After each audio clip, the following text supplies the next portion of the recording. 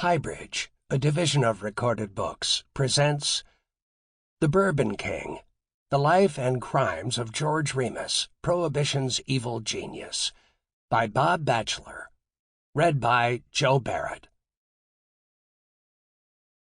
Prologue. Awash in Red. "Look me up. I've just shot my wife." Emmett Kurgan, chief of detectives, looked back at the man in disbelief. George Remus bounced back and forth in front of the desk, then sank into a chair and surrendered. At one time rich, famous, powerful, and feared, he had been king of the bootleggers, and Kurgan recognized him right away. Frank McNeil, another Cincinnati police officer in the room, stopped for a moment, unsure how to proceed. Kurgan stood quickly, grasping what Remus had admitted. Murderers usually had to be caught. Earlier that day, George felt the blood slick on his hand and looked down in horror. His white silk shirt, crisp and unsoiled only several minutes before, was now awash in red. The pearl-handled pistol heavy in his grip, Remus glanced up, turning toward the street. Cars careened to a halt, and bystanders cried out in disbelief.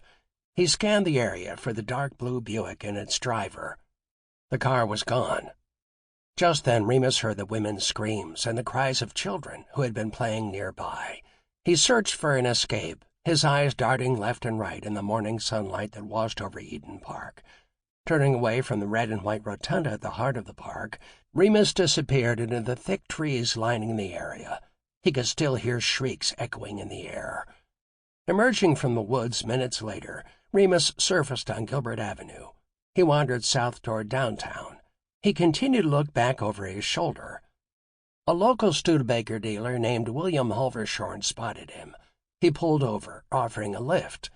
Swinging open the dark green coupe door, Remus poked his head inside, and then took a seat next to the man, thanking him profusely.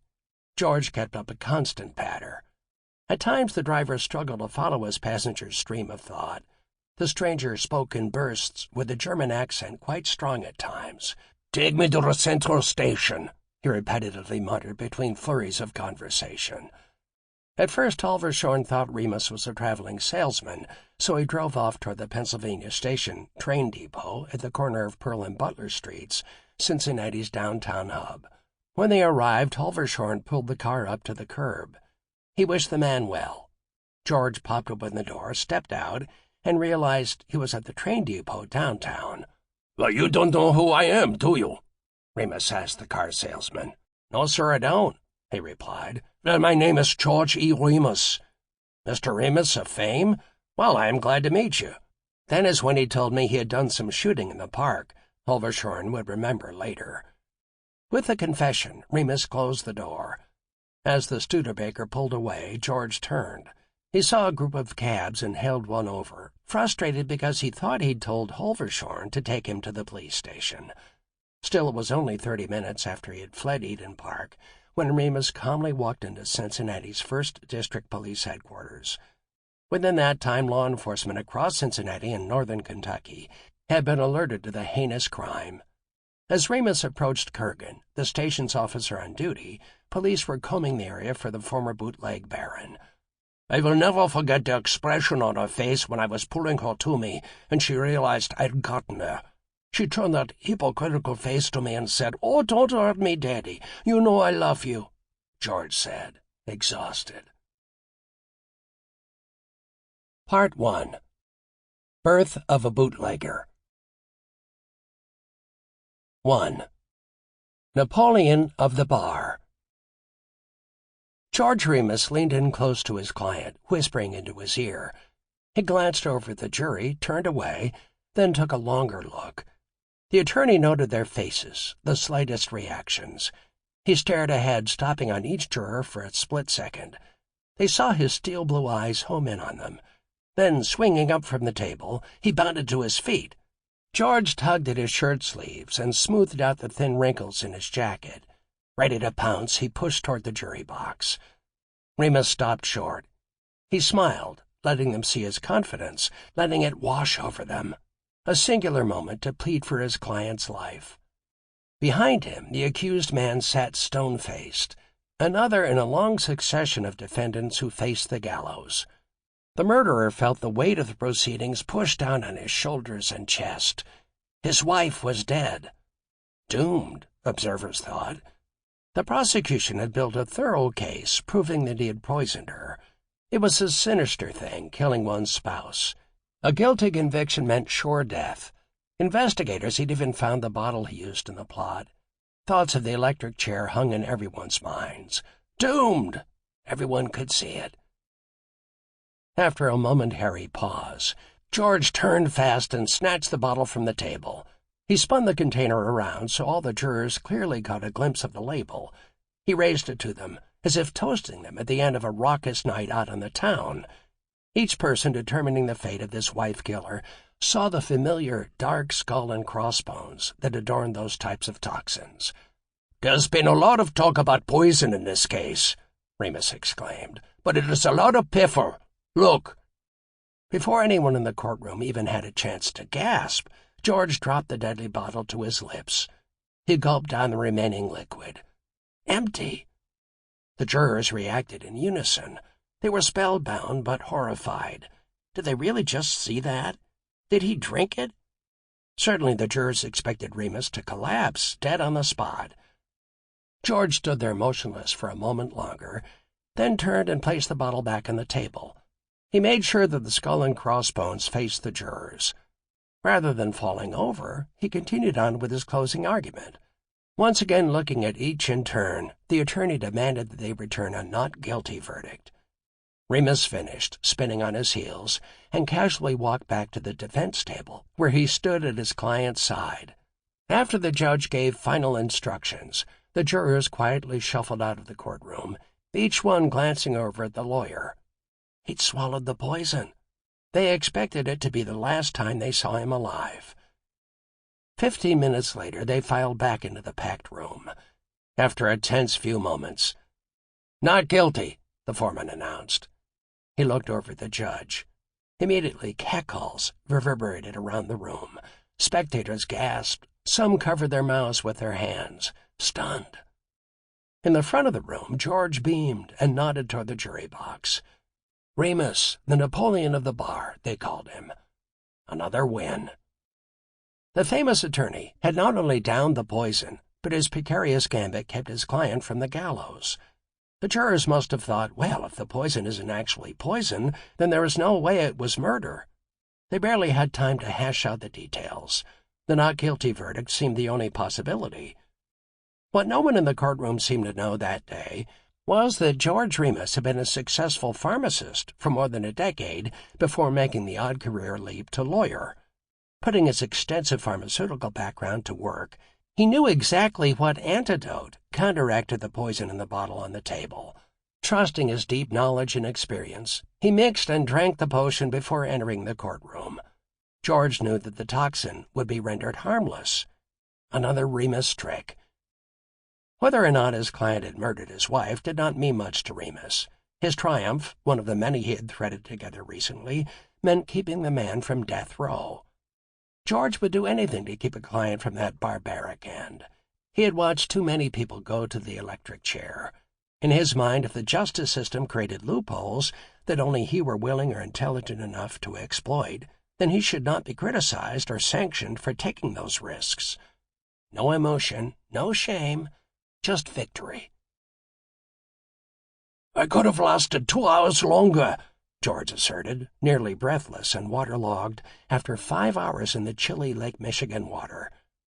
At 30 years old, Remus was older than most competitive swimmers, perhaps considered by most as too old to compete. But the pharmacist-turned-lawyer had mouths to feed and a full-time career, so he remained a true amateur. He relied on toughness to make up for the gap between his age and that of his rivals. George had entered the Chicago Athletic Association's 10-mile swimming marathon, a grueling course that ran from the Chicago Yacht Club to the South Shore Country Club. Although it was August, temperatures had dropped the morning of the race. A lilting wind turned steady, which created choppy conditions. The weather, always a wild card in the Windy City, turned what swimmers thought was an achievable distance race into an endurance test. Even in perfect conditions, these contests were exhilarating but brutal for the combatants. A 10-mile water race, like a marathon on land, demanded a combination of stamina and mental resolve. Unlike their counterparts on foot, though, swimmers faced extreme dangers. Battling waves and near hypothermia took a toll. Physical breakdown could happen in an instant, obliging race officials to watch from lifeboats to constantly oversee the competitors. Life and death hung in the balance. E.P. Swadek, the contestant pulled out of the water just before Remus, reportedly faced imminent danger. He survived because 2 men from shore had jumped in to save him. According to a reporter on the scene, the heroes helped keep him above water until a boat fished him out. Swatek lived but came out of the water delirious and in a weak condition. Several others had to be treated by medical personnel after being hoisted out of frigid Lake Michigan. Remus had been the last one of the swimmers pulled from the drink, urged, actually, by race officials. Endurance swimming was George's specialty. Like he had done in so many of his pursuits, Remus outlasted the competition, exhibiting extraordinary toughness and determination. A sports reporter who covered the race wrote, "The big fellow, although making little progress, was still in first-class condition." George himself said afterward, "I would not have given up the race if it were not for the judges calling me in and taking me into their boat." Contending that he was ready for 2 or 3 more hours, he explained that the owner of a launch brought some sandwiches, which I ate in the water. Athletic competition, particularly swimming and water polo, was a centerpiece of George's life. He joined a series of sporting associations, including the Chicago Athletic Association, which gave him standing and reputation on the local and national athletic scenes. Remus traveled the country, participating in events, even as his professional life flourished and his personal life became more complicated. In September 1907, a month after the Chicago swim, he qualified for the open water swimming national championship in St. Louis. The Windy City sent a strong contingent, driven by civic pride and the desire to prove that they were tougher than men from other locales. Spectators were attracted to the novelty of these long-distance swimming races. This was the era of Theodore Roosevelt's strenuous life, after all, drawn to the danger participants faced in attempting such feats. Crowds lined the banks to cheer on men from their hometowns, while more adventurous fans climbed aboard boats or skiffs to get a closer view of the action from the water. These vessels would become makeshift emergency ferries. Often spectators helped fish besieged swimmers out of the river, essentially saving lives when rowboats could not reach contestants fast enough. The grueling 10-mile championship race took place in a swift stretch of the Mississippi River and ended under the city's Eads Bridge. Reporters covering the event regaled readers with stories of failed attempts and daring rescues. Several men nearly lost their lives attempting to win the championship.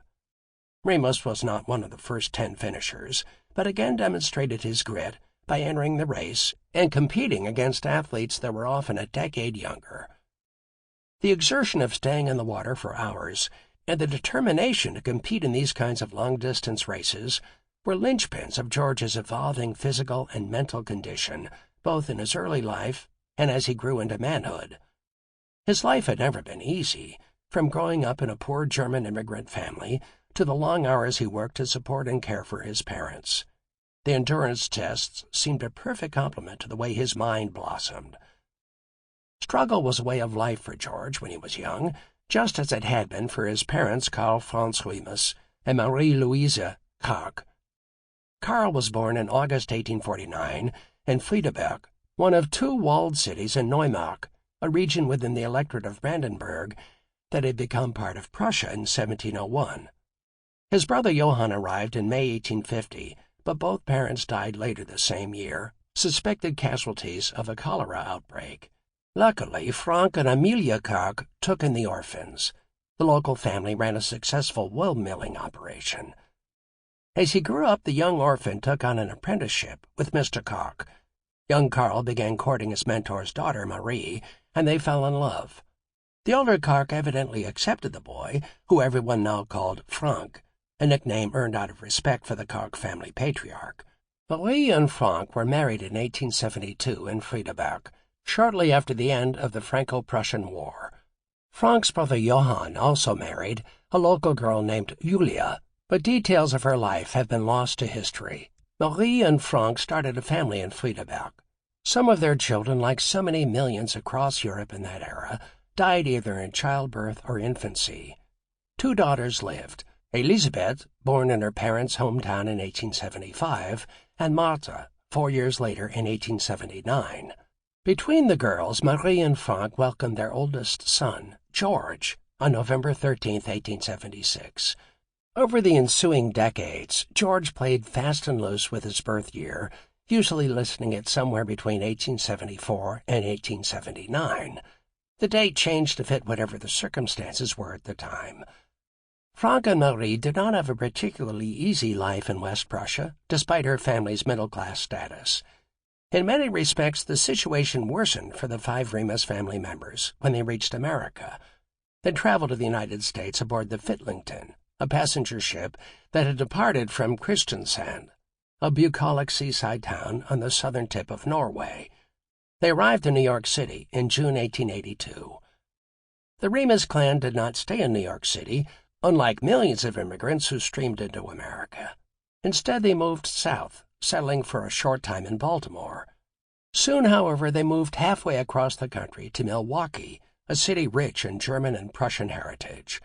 In the late 1880s, the Wisconsin city served as a haven for people arriving in America and claimed the highest percentage of foreign-born residents in the country.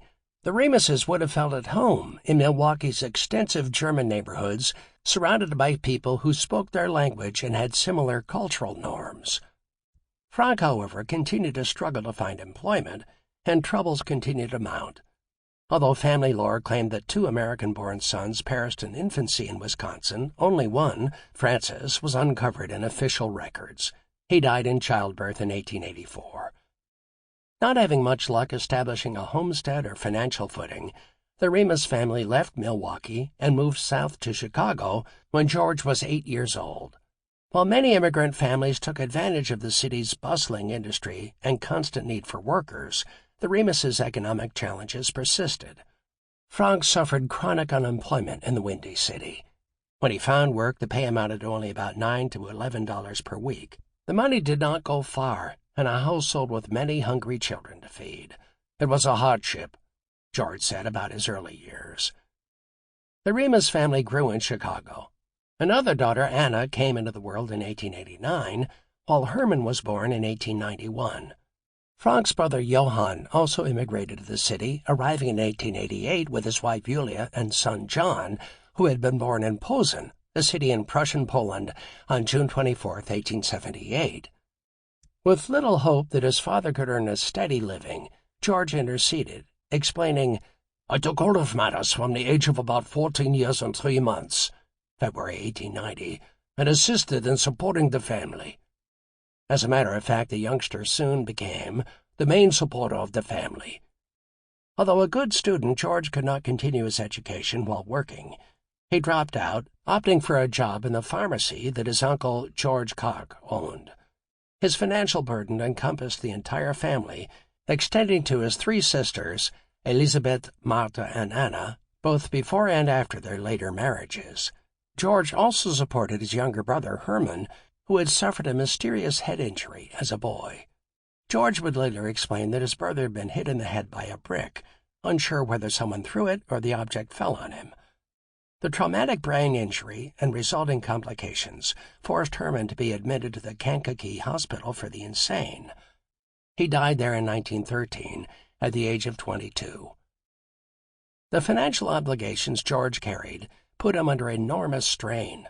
As a result, when he took over the economic reins as a young teenager, he distanced himself from his father, whom he considered an abusive alcoholic. As the oldest male sibling, he had to take on a guardian role for his sisters and brother. He would continue to provide for their well-being, but withdrew emotionally. Remus found a substitute passion for family love by developing an intense single-mindedness about sports and health. The young man was obsessive about swimming and took to the water whenever he could, diving headlong into rivers and lakes around Chicago with his boyhood friends. He allegedly swore off alcohol during his formative years. George had seen how the excursions down to the beer garden had changed his father, quickly withering him and further weakening the man's inner resolve. Even the occasional drink ran counter to George's dedication to exercise. His inner reserve of steadfastness became a defining trait. Years later, a physician would describe the youngster's behavior as hyperactivity, but also noted ominously, "He is emotionally unstable. He is devoid of normal emotional reaction." Even as a child, George became relentless in chasing success and tested himself in physical activities that required toughness. Meanwhile, the years of hardship and stress took a toll on George and his family. In the late 1880s and early 1900s, leaders in the push for state and national prohibition attacked casual drinking by German immigrants, which was a focal point of their culture, especially in the camaraderie and fellowship exhibited at beer gardens. As Frank's employment woes continued, his drinking increased, as did his time away from home. In 1916, Frank Remus left the world quietly, just as he had lived in his final years. The cause of death was an ailment diagnosed as heart disease. If family tales hold water, it is more likely that alcoholism was at the root of his deterioration. The German habit of drinking beer with meals was frowned upon in polite American society, so it is difficult to gauge whether the older Remus's consumption reached the threshold of alcoholism. Frank was 67 years old. Marie Remus, George's plain-spoken old-world German mother, lived for another dozen years. She passed away on December 10, 1928, in Cincinnati. Uncle George Clark treated his nephew well. George was allowed to spend more and more time at the pharmacy, located at 952 Milwaukee Avenue in Wicker Park, in the stately red-brick Christensen building, which had been built in 1887. The robust business district around the Wicker Park location and its vast green public park had attracted many German and Scandinavian immigrants to the neighborhood. The main thoroughfare held a mix of grocers, real estate offices, and saloons that many observers would later call a city within a city for its many amenities. Young George started as a clerk, learning about people by watching how they interacted with his uncle. Gradually, he took on more complicated tasks. As his workload increased, the teenager began sleeping in the store at night, primarily as a way to live frugally, but also establishing himself apart from his family. He still turned most of his earnings over to Frank and Marie, a dutiful son providing for his parents and siblings. Learning from his uncle helped George get a strong footing, but he wanted a more substantial life. Enrolling in pharmacy courses at night, George eventually passed the Illinois pharmacy examination when he was just 19 years old. Still 2 years away from being able to legally practice as a druggist, Remus took the most pragmatic route. He lied to the licensing board about his age. He heeded no rules or regulations that seemed illogical. As he came into manhood, George developed his own opinions about rules and regulations, creating an internal scale that guided his decision-making. Passing the examination served as a springboard. In later years, George liked to boast that although he only had $9.88 saved at the time he took the pharmacy test, due to supporting his parents and siblings, he was still able to buy the pharmacy from his uncle. Young Remus promised to pay Clark $6,000 through a series of loans that the older man helped him procure. George worked long hours to pay off the notes in little more than 2 years. As a trusted store owner, Remus's stature grew in the local community. Then he utilized this position to buy another store on credit for $4,500, just 3 blocks down the street. At 21 years old, George had already gained broad insight into the minds of his customers and patients by running the pharmacies, doling out basic medical advice, and working directly with several physicians. Looking for additional opportunities to make money, Remus took a 10-month basic optometry service course and passed the certification exam. The license enabled him to give patients routine eye care and permitted him to call himself Dr. Remus. George later admitted that he wanted the title to evoke respectability among his immigrant patients and among fellow business leaders. Though his title was primarily a status symbol for the young man, George didn't much believe in what passed as contemporary medicine anyway. From his pharmacist role, he realized that many medical prescriptions doctors ordered were pure claptrap. The endless pills were more or less placebos, meant to possibly fill some need but rarely addressed what truly ailed the patient. Despite its shortcomings, the system worked profitably. Doctors were viewed as authoritative community leaders, while patients received what they thought was proper treatment, even if the medications only loosely filled that definition and might be little more than a concentrated dosage of alcohol or some pain-killing or hallucinogenic powder.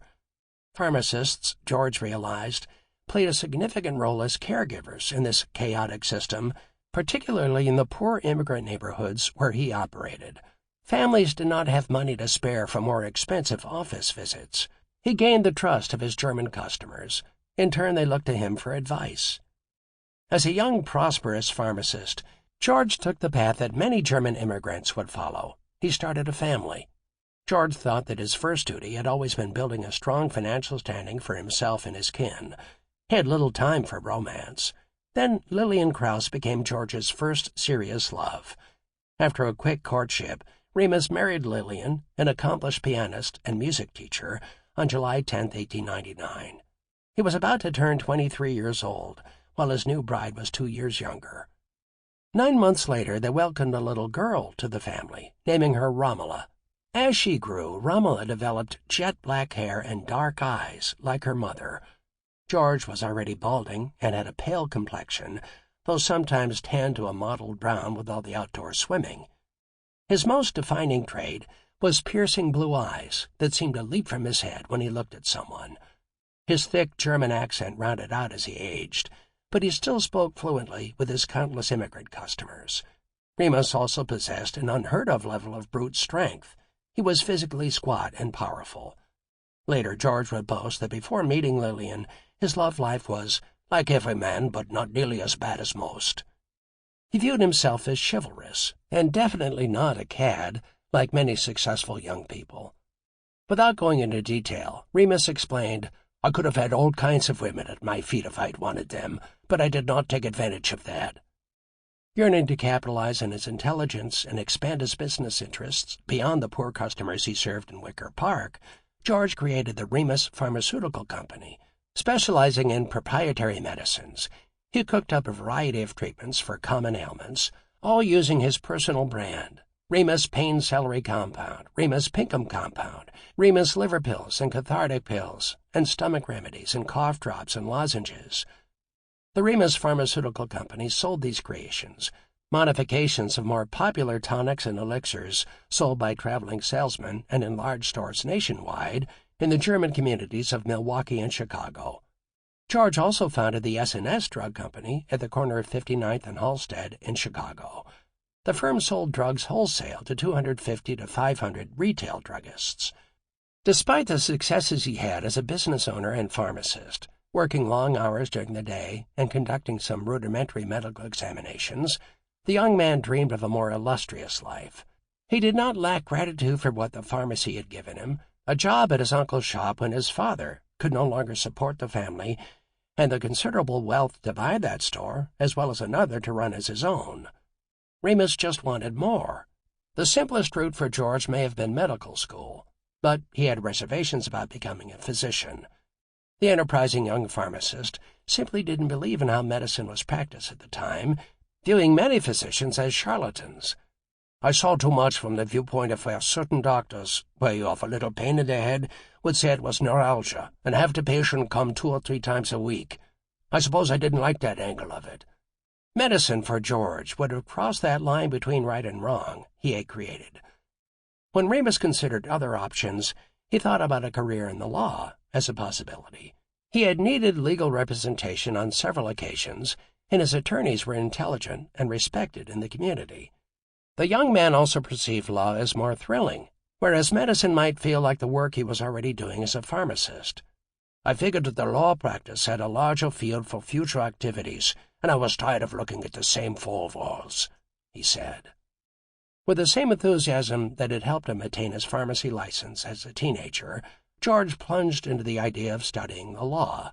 But first he had to find a school that would enable him to continue the pharmacy operations a little longer. Seeing a nearby program listed in the Chicago Tribune classified ads under Instruction, where it promised the best preparation for business and public life, Remus enrolled at the Illinois College of Law. The school offered classes during the day and at night, which enabled George to alternate his schedule, sometimes taking regular classes and other times. Sample complete. Ready to continue?